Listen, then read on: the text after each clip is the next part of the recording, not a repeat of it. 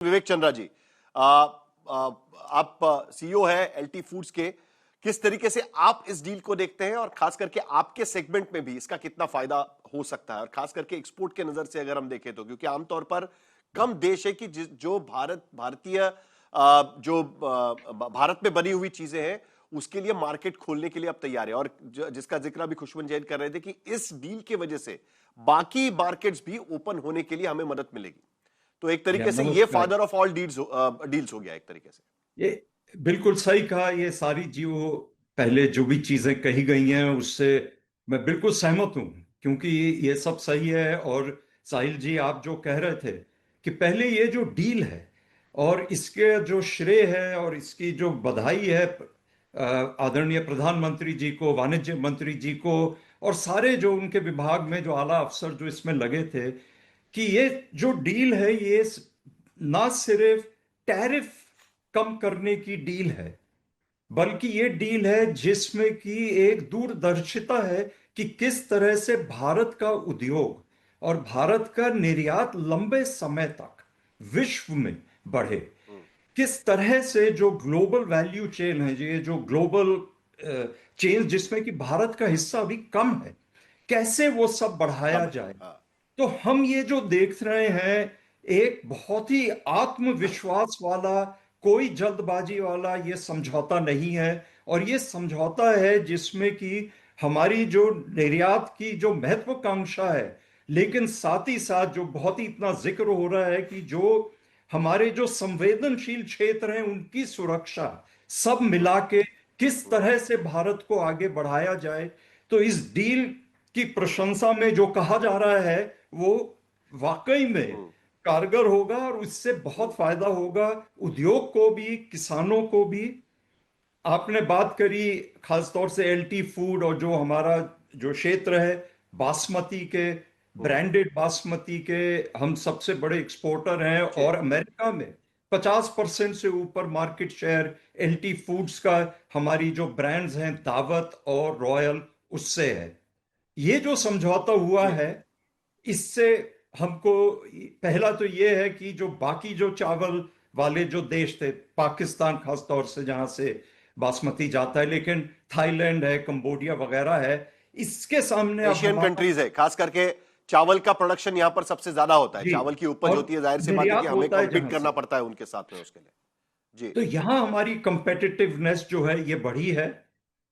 देखिए, और जो इस समझौते में है जो कि ना सिर्फ टैरिफ कम हुआ जिससे कि जरूर निर्यात बढ़ेगा, वहां के ग्राहकों को जो बहुत ही उम्दा क्वालिटी का चावल है वो मिलेगा अच्छे दामों पे। लेकिन सबसे बड़ी चीज इसके अलावा है कि ट्रेड के लिए एक स्थिरता, एक निश्चितता चाहिए होती है। और ये जो समझौता है इसमें जो स्टैंडर्ड्स हैं, जो रेगुलेटरी वाली जो चीजों के ऊपर बात हुई है, ये भी जो चीज है ये एक स्थिरता लाएगी जिससे कि दोनों तरफ निवेश में, दोनों तरफ मार्केट्स में जो है कंपनियां जो हैं उसमें काम करेंगी। देखिए, हमारा जो है बिजनेस ब्रांड का और वैल्यू ऐड का है। आप बात कर रहे थे कि लेबर इंटेंसिव फूड प्रोसेसिंग जो है ये बहुत लेबर इंटेंसिव है, और फूड प्रोसेसिंग बिल्कुल। एज एन इंडस्ट्री को बढ़ावा मिलेगा, वैल्यू ऐड को बढ़ावा मिलेगा इसमें। और साथ साथ जो है एक स्थिरता है, जिस तरह से बाकी पूरे जो एनवायरनमेंट की बात करी गई है जिसमें ये निर्यात होगा, तो एलटी फूड्स चावल का जो निर्यात है जो कि ब्रांडेड है, वैल्यू ऐड है, और food processing as an industry, इससे ना सिर्फ यूएस में, यूएस के अलावा बाकी जगह जहां भी हम लोगों के समझौते हो रहे हैं एक तरह का ब्लूप्रिंट है। तो मैं तो इसको बहुत ही जो है सार्थक, कारगर और पॉजिटिव मानता हूं। एक और चीज, क्योंकि आपने इसका जिक्र किया, क्योंकि भारत जी दो तरीके से देखा जाता है अगर दुनिया के नजर से हम देखें तो। एक बहुत बड़ा मार्केट जिसमें बहुत सारे ग्राहक उनको दिखाई देते हैं अलग अलग प्रोडक्ट्स के लिए, फिर वो इलेक्ट्रॉनिक गुड्स हो, खाने पीने की चीजें हो, डेयरी प्रोडक्ट्स हो, या बाकी तमाम तरीके के प्रोडक्ट्स हो। और दूसरा, आज की स्थिति में एक ग्लोबल हब भी बन सकता है कि जहां पर उत्पाद यहां से किया जाए और यहां से फिर एक्सपोर्ट किया जाए। और ग्लोबल वैल्यू चेन का भी जिक्र विवेक चंद्र जी आप यहां पर कर रहे थे। जी चावल की अगर स्पेसिफिकली अगर बात करें, क्योंकि चावल का नंबर इसमें भी आया हुआ है कि अमेरिकी चावल भारत में नहीं आ पाएंगे, प्रोटेक्ट किया गया है। इससे सिर्फ किसानों को फायदा होगा या आप जैसी कंपनियों को भी फायदा होगा जो भारत में प्रोसेस चावल यहां पर बनाते हैं और बाहर बेचते हैं? क्या उनके लिए भी इसका फायदा होगा? ये दोहरा फायदा यहां पर होगा या सिर्फ किसानों को फायदा होगा इससे? नहीं, देखिए, ये आज भारत जो है वो दुनिया में जितना चावल का एक्सपोर्ट होता है उसका 40-45% भारत से जाता जी। है। तो भारत में हम्म, चावल जो है उसकी कमी नहीं है, और चावल हर क्षेत्र का, चावल ही क्या, खाना जो है वो हर 100 मील पे बदलता है, जो कि वहां का खाना होता है, जो उसकी पसंद होती है, जो उसका स्वाद होता है। हम्म, तो यहाँ पर ज्यादा जो है चावल किसी भी प्रकार से कि आके सस्ता आ जाए वगैरह, ये इतना, इसमें इतना प्रॉब्लम नहीं है। प्रॉब्लम ये है कि किस हम्म, तरीके से, किस टेक्नोलॉजी से जीएमओ की बात हुई। तो ये कुछ एक एथिकल भी चीजें हैं जो कि सारी हैं उसमें, और भारत सरकार ने बहुत नपा तुला, बहुत ही समझा हुआ इसमें सारे ये फैसले लिए हैं।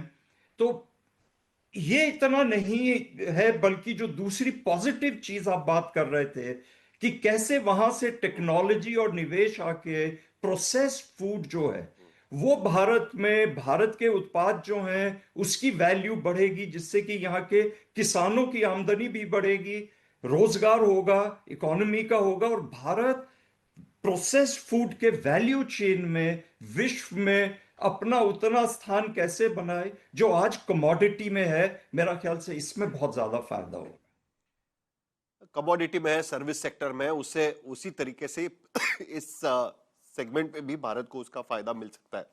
जी। कुछ प्रतिक्रियाएं हम दिखाना चाहेंगे। हमारे साथ में शिवराज सिंह चौहान जो भारत के कृषि मंत्री हैं, उनकी प्रतिक्रिया हम आपको दिखाना चाहेंगे, किस तरीके से एग्रीकल्चर प्रोडक्ट्स को इसका फायदा मिल पाएगा। और उसके साथ साथ पीयूष गोयल, वाणिज्य मंत्री, जिनके जो इस डील में एक बहुत बड़ी भूमिका निभा चुके हैं, तो उनकी भी रिएक्शन दिखाएंगे। लेकिन एक बार फिर मैं जरा लोगों के सामने ये बात रखना चाहता हूं कि भारत और अमेरिका व्यापार समझौते में भारतीय किसानों को किस तरीके से पूरा संरक्षण मिल चुका है। इसमें डेयरी प्रोडक्ट्स में किन किन चीजों की आयात नहीं हो पाएगी, तो दूध, क्रीम, पनीर वगैरह, इन सारी चीजों की आयात नहीं हो पाएगी। डेयरी प्रोडक्ट्स, फ्रोजन सब्जियां, अनाज और मसाले, इसमें भारत सरकार ने स्पेसिफिकली संरक्षित प्रोडक्ट्स के तौर पर उन्हें ट्रीट किया है, जिसके वजह से डेयरी प्रोडक्ट्स में दूध, क्रीम, योगर्ट, बटर मिल्क, घी, मक्खन, चीज, बटर ऑयल और पनीर, इनकी आयात अमेरिका से नहीं हो पाएगी, यानी अमेरिकन प्रोडक्ट्स भारत में नहीं आ पाएंगे। उसके साथ साथ जो अनाज है उसकी, उस पर अगर हम नजर डालें कौन से अनाज है कि जो भारत में नहीं आ पाएंगे, जिसके वजह से भारतीय किसानों को फायदा होगा, तो उसमें आमतौर पर देखें तो मक्का, चावल, जौ, जवार, आटा, मैदा, कांगनी, उसके बाद कोपरा, गेहूं, रागी, ये सारे जो प्रोडक्ट्स हैं वो भारत में नहीं आ पाएंगे। सब्जियां कौन सी भारत में आकर नहीं बेच पाएंगे, तो फ्रोजन सब्जियां, खास करके आलू, मटर, बीन्स, जो छिली हुई या बिना छिली, अन्य जो दलहनी जो सब्जियां हैं, वो सारी सब्जियां, मिक्स फ्रोजन सब्जियां, वो नहीं बेच पाएंगे। खीरा, मशरूम खास करके वो नहीं बेच पाएंगे। और डिब्बा बंद जो मिक्स्ड वेजिटेबल जिसे कहते हैं, वो भी भारत में नहीं बेचा जा पाएगा। उसके साथ साथ मसाले, क्योंकि एक बहुत बड़ा प्रोडक्ट मसालों का भी होता है, और दक्षिण अमेरिका से के साथ हमारा हमेशा उस पर कंपटीशन होता है, तो मसालों को जो संरक्षण मिला है उसमें काली मिर्च, लौंग, सूखी हरी मिर्च, दालचीनी, धनिया, जीरा, हिंग, अदरक, हल्दी, अजवाइन, मेथी, कैसिया, सरसों, राई, भूसी और अन्य पाउडर मसाले, इन सभी को यहां पर पूरा संरक्षण मिल चुका है। और भारत और अमेरिका के व्यापार समझौते में ये अमेरिकी प्रोडक्ट्स भी भारत में नहीं आ पाएंगे।